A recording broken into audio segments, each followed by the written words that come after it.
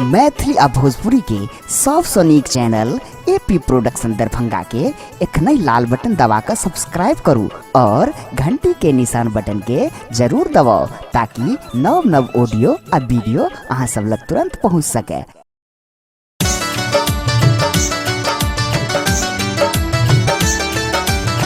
एखन अहाँ सब सुन रहल छी एपी प्रोडक्शन के शानदार प्रस्तुति।